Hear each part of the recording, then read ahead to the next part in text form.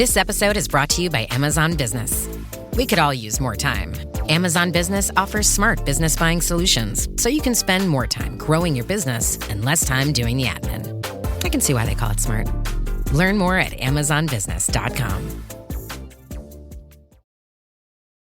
Finished training for the day?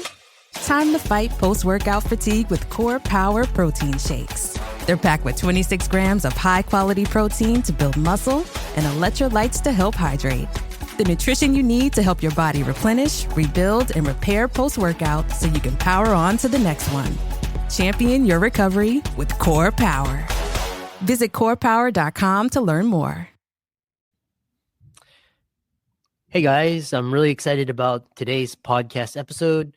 I've got Andrew Ackerman from New York City, and he is an entrepreneur at heart. He's a startup founder times two. He's also a VC, and he's recently written a book, which he's going to talk to us all about, Entrepreneurial Odyssey, and how to achieve startup success. We're going to talk all the way from startup idea to getting funding, and I'm really happy to have guests such as Andrew on the show. So Andrew, welcome.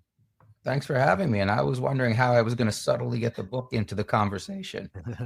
Yeah, it's going to be a really fascinating discussion. Start off by introducing yourself. I know you've done had a number of successes, and we'll dive into the book. Yeah, sure. So the short version is I've done two startups. One was a reasonably good success. And the other, if you ever heard the phrase, experience is what you get when you didn't get what you wanted, it was a hell of an experience. I've also worked at a family office, which is code word for investing money for a rich old person. That was interesting. And somehow I got connected with a company called Dream Adventures, which was one of the earliest accelerators and VC funds, which got me to start doing my angel investing at a quantum level higher. It kicked me up a notch. So since then, I've invested in 70 startups, almost all different industries. I focus in a couple different industries more recently. And at the tail end of all that, I'm talking to hundreds of different startups. I'm mentoring them. Why don't I just write it down? It's not that simple, but that's the short version.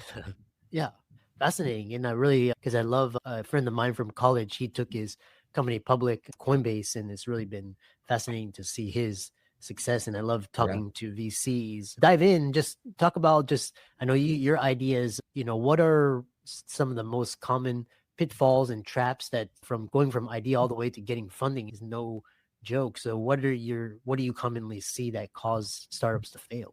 Sure. So let's be a little bit clear. Right? There's kind of two kinds of startups here. There's the tech startups like the Coinbases, or going back to the Amazons of the world, the OpenAI, and thousands of other ones that no one's ever heard of. And then there's the traditional small business startup. So that's, hey, our village has grown, our small town has grown. We can support our own dry cleaner. Why are we driving 20 minutes to the other village? Let's put one here. So those are in some ways very different, in some ways similar. One of the main differences is if you're doing a tech startup, you really need to have a good answer to why now. So what I mean by that is there's so many people banging against ideas, trying to find a really good opportunity, that if it's something that could have been done 3, 4, 5 years ago, hundreds of people are already trying it. And then they may be dozens that are far ahead of you, or it may just be a bad idea and they've all failed. But if there's not a strong why now there, then you're probably barking up the wrong tree, either late to the party or it's a bad party. A little different with a traditional small business. Hey, there's no real reason I need to start a dry cleaner now, but I'm really good at it and let's do it. Yeah, interesting. One of these types of questions is you talk about why, for example, I was talking to Brian and he was talking about Coinbase, and Coinbase went public in 2020, but his cohort with the Y Combinator, he was with the Stripe, and Stripe is still private. So why should people get funding? Is VC funding necessary? A lot of companies are choosing to stay private. Talk about that. That's actually awesome. So the private companies have all gotten VC funding. They're choosing not to get public funding, which is a totally different question. And we can talk about that later, but it's less interesting in my book. Here's the thing that kind of surprises a lot of people when I say it. VC funding is the least worst alternative for a certain type of startup. It really is. So when you think about it, you're giving away part of your company. If you could find a way to grow your company without giving away part of your company, wouldn't that be better? So let's go back to the different types of startups. If I'm starting up a dry cleaner, I can probably get a loan from the bank because the bank knows how dry cleaners work. And I have equipment that can secure it, and I have property. So I don't have to give away part of my company. I can fund it that way. Or if I'm starting a consultancy, I don't need a lot of money to start with. I'm just going to grow it out of revenue. So those are awesome in their ways. Now, the difference is you're never going to make $1 billion company out of a dry cleaner. You can get a lot of dry cleaners, but that's a different path. Now, the tech startups, Instagram, for instance, or Coinbase, right? That required a lot of money up front to do it. And it was something that banks had no idea how it worked. It didn't exist before. It's not just, oh, show me the top line. Everything else makes sense. It's, I don't understand any lines in your income statement. I don't believe any of them. I don't know if any of them are true. Nobody does because you've never done it before, right? So you can't get a bank loan. You can't grow it out of revenue because you're not going to have revenue for a year or two, at least, maybe a lot longer. How do you get money to do that? That leaves VCs, angels and VCs. We're your last alternative for that kind of startup. So, that's when I tell people like that, they're like, oh, that's interesting. I never thought about it. Some people fetishize it. They glamorize getting VC money. No, you've just bought oxygen and you paid a lot for it. The only thing is there's no one else that was willing to sell it to you. Yeah, interesting. So going to the book, who are you catering to? Why did you write it? There's so many business books out there. What differentiates the Entrepreneur Odyssey versus other startup books? That's a great question. Thank you. I couldn't have asked for any better ones. Number one, it's anyone who is founding a startup or thinking about founding a startup. It's even good for angels who are thinking about investing in startups. It's the perfect gift to give your mom so they get off your case about like, why don't you get a real job? No, everybody. Sorry, totally self-serving answer, but true. The part that I really liked about your question is I actually hate business books. Most business books are, pardon me for saying so, really effing boring, right? It's the same dude in the Midwest ghostwriting it. And it's like anecdote, name drop, 1 page, half page summary at the end. And really, if you just ripped out those half page summaries at the end of each chapter and stapled them together, you'd have a really good 20-page PowerPoint. But instead, it's 250 pages of filler. And those are the good ones even. There's some good ones like that where I can only read them 10 pages at a time because they're so mind-numbingly boring. Okay, there are a lot of people that hate me when I say that. But anyway, putting that aside, so I've written a bunch of art. I've written like 70 plus articles. Like I actually do that because I find that A, I enjoy it, and B, it's a good way to get startups who I might want to invest in to come to me. It's lazy. It's easier than me going out to find them. If I can write and they come to me, that's great. So I'm like, okay, why don't I write this up? But I didn't want the book to be like every other boring, bland startup book. So what I did is I wrote it like a novel. Oh. So I had learned along the way, I'd mentored hundreds of startups, that they took my advice or they understood my advice and got excited about it better when I was able to tell them about another startup that was like theirs in a similar situation and what they did. That clicked, that was more memorable, that was more impactful. So I'm like, oh, I'll just write this as a story about a fictional startup like Silicon Valley, only for reals. By the way, everything that happened to that startup in the first 5 years of the show, like has actually happened to startups I know. Not all to the same one, but that is like spot on. Forget about Shark Tank. Silicon Valley is your best to look at Silicon Valley. So I have a fictional startup that I take through in the book from like this first pitch in like this kind of crappy law firm evening pitch event as a solo founder. They meet a mentor, and then the mentor kind of takes him under his wing and helps him go all the way through until he raises his first round of financing. So it's all the advice embedded within what I hope is a more interesting and certainly more memorable format. Interesting. And which brings me to a lot of entrepreneurs and founders listening to this. What are some of the hot areas, because you've invested in 70 startups, what are the hot areas that people are looking towards in the future? Okay, so I'm going to just be a little contrarian. I don't care what's hot. Right. What's hot for me is an opportunity that you're approaching, that you're uniquely suited to solving, and that not a zillion other people are ahead of you in. So the curses and the benefits of going into stuff that's now applied AI is that everyone can do it, right? So you're one of a zillion people doing it. And the same thing happened when blockchain came out, when machine vision and speech to text. Like as soon as these things become possible, which is the why now, a whole bunch of people are like, oh, I can solve that problem now. So you got like 30 people coming in. And then I'm looking at 30 identical decks. They just have different logos on them. Everyone thinks everyone else has stolen their idea. I know. So I'm trying to find the ones who I think are going to be like, this is the team that's going to execute on it. I want to bet on this jockey, because the horse in those cases are all the same.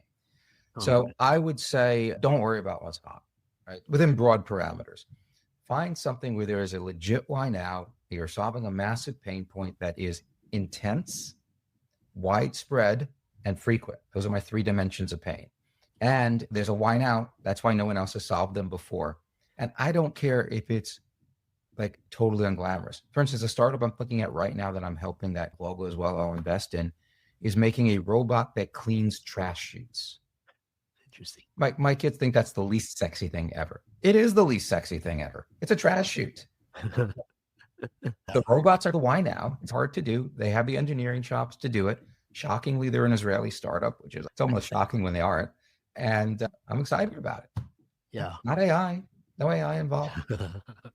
It's fascinating because the way you described it is there's all these startups and they're trying to solve the same problem. So it depends on the founders and the team and how well they execute. And also, which the next question I have for you is, because you've looked at this VC landscape, and I was listening to a podcast the other day talking about the A16Z podcast where they're talking about how VC has changed. And you say that VCs are hypocrites. What's the difference between today's startup founder and the startup founder 20 years ago? Sure. Thanks for doing your homework. I can explain why I say we're hypocrites. But let me ask you your actual question first. The thing that's changed the most is it's one of these two-sided coins. The more tech has evolved, the easier it has been to create a startup and get further along without asking for a lot of money. The flip side is the more the VCs demand to see before we give you money. So I'll give you like an example. When I did my first startup in 2000, it was already a little easier. Like, it used to be that anything you had to do, you had to buy your own blade server, stick it under your own desk. I'm kidding, but in your own refrigerated like server room, and you had to configure it yourself. You had to like code everything, right? There was no libraries of code out there. So to simply get out of bed, you needed $5 million. Wow. Now already when I did my first startup in 2000, we didn't have to store the server ourselves. They were like server, like Globix, for instance, they were up even when the planes hit the World Trade Center and like everything on my end was down, or during the big blackout, our site was up. I mean, I didn't know because other things were going on, but at least they were hosting them. And then AWS comes along, which I don't need to own my own servers. I can just rent time in servers. And then GitHub comes along. I don't have to write my own code. There's some code out there I can repurpose. And all the APIs to other services, great, I'll just connect with other people's stuff. All of that took what used to cost $5 million to make a startup to get to the same point of like traction, down to 500,000, down to 50,000, to the point now where you could do it in nights and weekends for almost no money. The difference is you used to be able to come in and ask a VC, here's my business plan. I need $5 million to get started. Now, if somebody comes to that, I'm like, that's very cute. Like everyone else has gotten to revenue with no money. Now, there are exceptions, obviously. Like I need $50 million to build a huge LLM to do whatever. That's maybe still true. But for the vast majority of things right now, especially if it's applied AI or things like that, you can get very far with very little money. Yeah. Now we're going to expect you to get there before we give you our money. Wow. Yeah. It's amazing. The other question, because a lot of the criticism around VC and startup investing is that it's only reserved for the ultra wealthy, the accredited investors, and like Robinhood, Vlad, they're trying to, and Coinbase as well, they're trying to tokenize access to private needs. What are your thoughts on tokenization of startups to raise funding? So the vast majority of the time I see tokenization, it's a solution looking for a problem, right? It's not necessary. So first of all, like there's a lot of reasons to be critical of the VC community. That's not one of them, right? So there's a lot of it is sour grapes. It's very hard to raise money. I've done it. Like there's no fun in fundraising. By the way, it's even harder to raise money for a fund than it is to be a startup founder. But no founder listening to this is going to believe me on that one. Believe me, it's a lot harder. So we feel your pain. We really do. Most of us have been there. We've been on both sides of the table.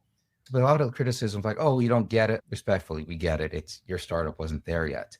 But with regard to tokenization or just democratizing VC investing, it is like gambling. It really is. So to the extent that we want to have regulations that say that the average Joe shouldn't be gambling their life savings on things that are super risky, that's a bigger question of policy.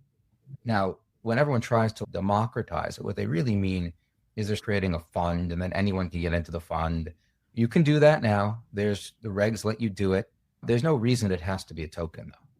Like a token is good when you want a decentralized ledger, right? So when the problem is, I don't trust any central group to keep track of these things.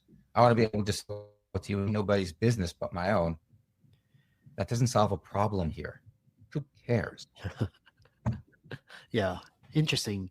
The other question, because a lot of the audience, they have kids, and obviously the nature, especially after COVID, the nature of education has changed, a lot of remote and online, and now we've got kids learning in the metaverse. And you talked about the path to starting a company is almost zero now. So where do you see the future of startups? Is it just going to be everybody's going to become an entrepreneur? Obviously, AI is taking a lot of jobs away. And so talk about where you see the future of jobs in startup founders. Sure.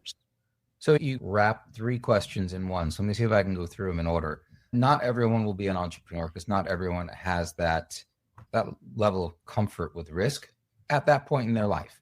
Part of the reason I wrote this, one of the other reasons I wrote this as a novel, is because I wanted people who are maybe sitting in their cubicle or in their office thinking like, this is such a painful problem. I'm sure it's not just me. There's got to be a better way. Oh, I think I have a better way. Do I quit my job and do a startup? So I want them to understand on a gut level what it's really, not the glamorized Steve Jobs biopics, not the how-to guys which give them none of that flavor. I want them to know what it's like to watch your bank account go down every month because there's no money. You're paying yourself, right? I want them to know what it's like to go out there and what you actually do day by day, what it feels. And I don't think most people have that. And I don't think it's a bad thing. And the people who do maybe have that, I want them to have the skills that they can be good at it. I happen to, as an aside, believe that people who are not temperamentally suited to be an entrepreneur should learn those skills anyway for their regular job. That's a different conversation. They're not going to leave and do a startup. That was question number 1. Question number 2, AI stealing jobs. Like, we've been here before. We go all the way back to the Luddites in pre-industrial England. There's always been something stealing jobs. And usually what that means is it's really rough for a little bit. And by the way, a little bit and really rough, like I'm not sympathetic here. But then the resources that are freed up and upskilled with this new technology are much more productive at what they do next. So I do believe AI is going to be a force multiplier. It's not going to, it will replace some jobs, but it will enhance other jobs and just make it possible to do a lot of things that we wouldn't do otherwise. So I don't think it's as simple as, oh, it's going to take my job, with the exception of what's next year's travel agent, right? Because that kind of got screwed. So you get the idea there. And the last thing, the future of jobs, it's wrapped in with that. But this is a movie we've seen before. Throughout your career, if you expect it to be, hey, this is how I started my job, I'm going to do my work the same way for the next 40 years of my life, you're in for some rude surprises. You need to be willing to constantly learn, constantly adapt. The way you do your job in 5 years, I was going to say 10, but in 5 years, will be radically different than the way you do it now. If you're comfortable with that, if you develop the attitude where you're excited about that rather than scared, you're going to be okay. Big news. Sephora is now on Uber Eats. So if you find yourself facing a beauty emergency, like needing a last-minute gift, or you're just out of your favorite mascara, again, don't panic. We got you. Order now and get $10 off on Sephora orders of $50 or more on the Uber Eats app. Order now. Offer ends October 30th. 1 order per customer. Additional terms apply. See app for availability. Delivery fees may apply. The family that vacations together stays together. At least, that was the plan. Except now, the Dastardly desk clerk is saying he can't confirm your connecting rooms. Wait, what? That's right, ma'am. You have rooms 201 and 709. No, we cannot be 5 floors away from our kids. The doors have double locks. They'll be fine. When you want connecting rooms confirmed before you arrive, it matters where you stay. Welcome to Hilton. I see your connecting rooms are already confirmed. Hilton, for the stay. Yeah. To top it off, when you were writing the book, did you apply the same rigor to writing your book that you insist on from the startups that you invest in? Hell no, I'm a hypocrite too. Okay, I'll roll that back a little bit. If I were super rigorous about it. I have been treating it like a startup. So in the ways that I have been treating it like a startup, it was important to me that I get a traditional publisher because that was a proof point for me. It was a traction point for me. Could I sell it? Okay, so I did.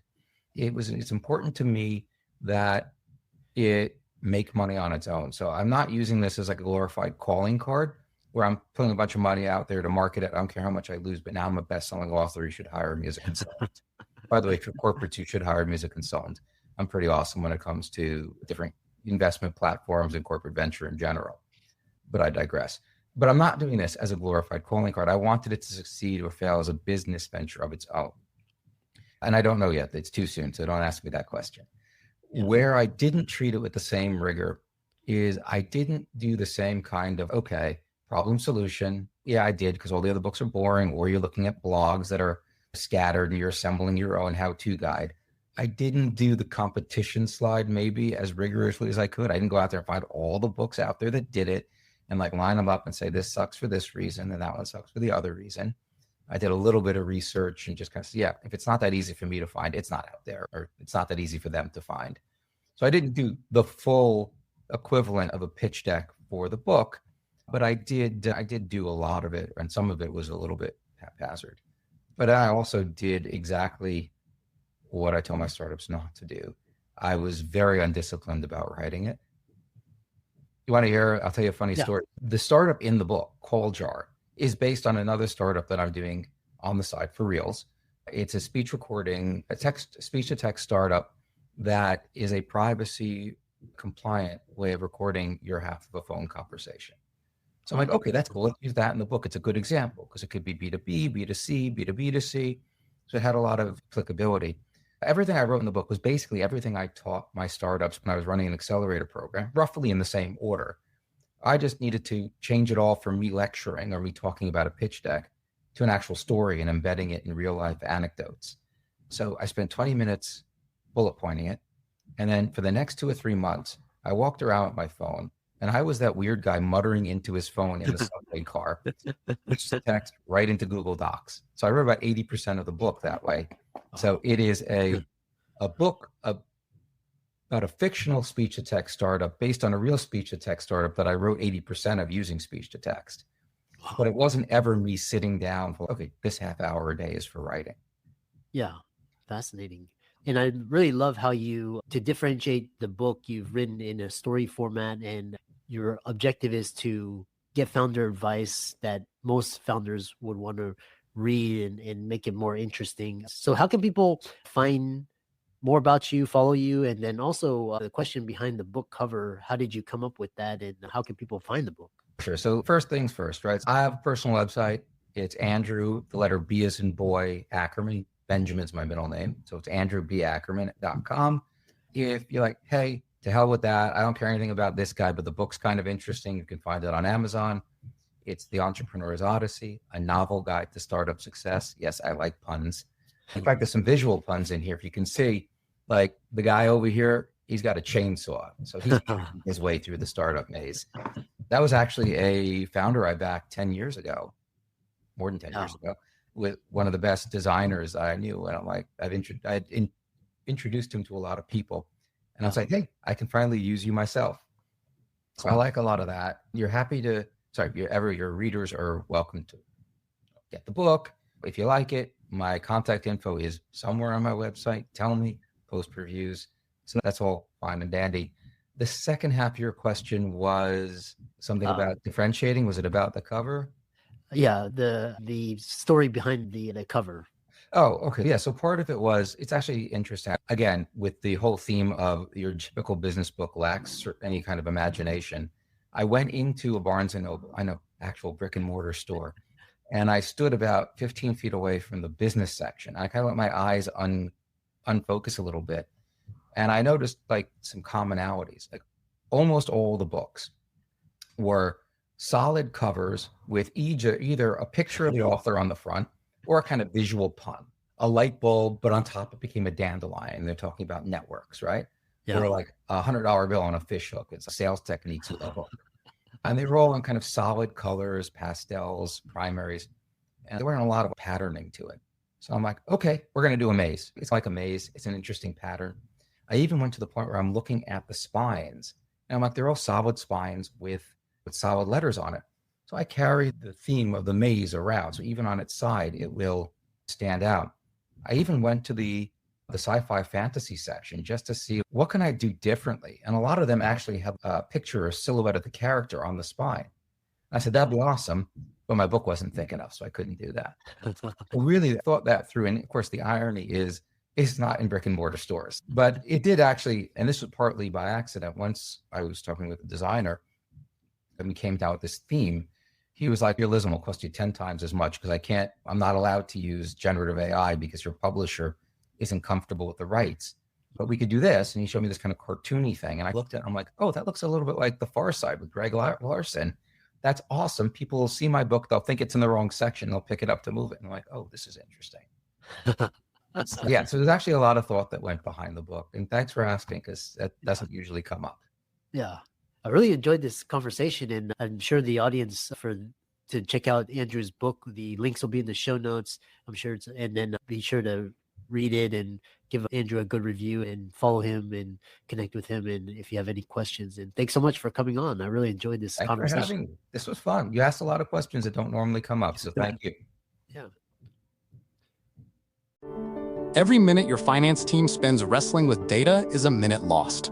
Insight Software's AI-powered insights instantly move you from complexity to clarity. Automated analysis, real-time reporting, strategic recommendations, all at your fingertips. Transform how your finance team works and watch your business grow. Stop wasting time. Start making smarter decisions.